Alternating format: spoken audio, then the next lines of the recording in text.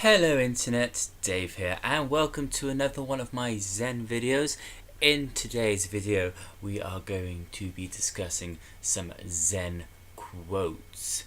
I will leave in the description who the quotes are from, but before you read the description, I highly recommend that you think for yourselves before you find out who said these quotes, as if you read who said it before you think about it, it may change your perception of the actual quote. Alright? Now, first of all, let's begin with this one. Not being tense but ready. Not thinking but not dreaming. Not being set but flexible. Liberation from the uneasy sense of confinement.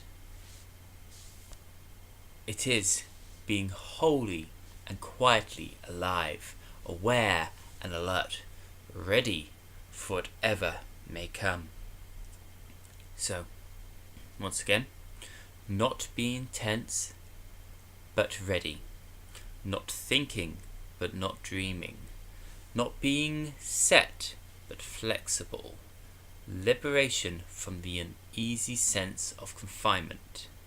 It is being wholly and quietly alive, aware and alert, ready for whatever may come. Now, what does that mean? Not being tense but ready. What does that first line mean to you? To me, it means that, well, I believe that it is referring to that when you're thinking about doing something, you tense up. Whenever you want to go and do something, or you worry about something, you freeze up. Have you ever had that bit in an interview where you're stuck and you freeze, or you prepare yourself for something but you strain yourself before you do it? What I believe this is saying is that instead of being fully tense all the time and overthinking about certain things, that we should just be ready for it, be accepting of what comes our way, and be dealing with it in the moment rather than over-analysing what it is. And that leads very well into the next bit, not thinking but not dreaming. Now, it doesn't mean as in we cannot think things through and not process information. That's not what I believe this is. But I believe it's like, as I said, over-analysing what's going on, overthinking, over-processing the information that we get, having our minds open and free of the confinements of overthinking of the information that we're getting, and also not daydreaming, not just staring into space, watching the world go by, letting our mind wander. Once again, being present in the moment. Not being set but flexible. That can mean many, many different things.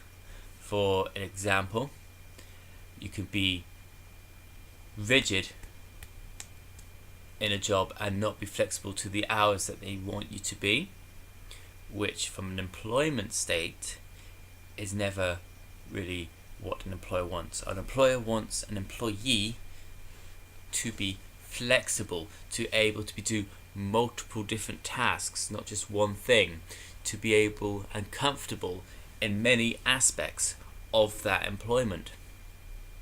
It could also be not being set in your ways, not having a plan that must be followed to the letter, but being allowed to be flexible doesn't mean that you can't have plans, but also be able to adapt them to the situation.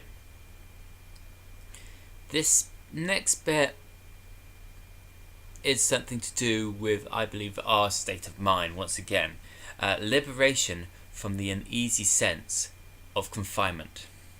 Now, in our modern day society, we sometimes believe we are trapped in a certain way, in a certain place, in a certain area. But when we come to the realization that we can do anything we want, anything we set our minds to, we as human beings are great at adapting to different situations. But sometimes we have fear of leaving a routine, a job, a house that we've lived in for many years, and that can make us feel confined. But when we release our anxiety, when we get over those thoughts, we have liberation from that uneasy sense of confinement. And then, last bit, it is being wholly and quietly alive, aware and alert, ready for whatever may come. Once again, that's mainly about being in the moment, not overthinking about the future or the past, but enjoying the now. Being wholly and quietly alive within yourself, happy or at least content in what you're doing, aware of your surroundings and alert for whatever may come. It just says it in that last bit. Alert and ready for whatever may come. Okay, that's the first one of these Zen quotes that I am going to do for the next few Zen videos. I hope that you enjoyed. As I said, I will put who originally said that in the comments, but please do analyze it yourself and also put your ideas to what it means. It doesn't have to be what I've said. As I said, Zen is just a thought. It is a process of thinking as well as a philosophy. Okay, so as I said, don't forget to comment, rate and subscribe. Follow me on Facebook and Twitter. Until the next time, this is Dave. Knowledge is power. We must use it wisely.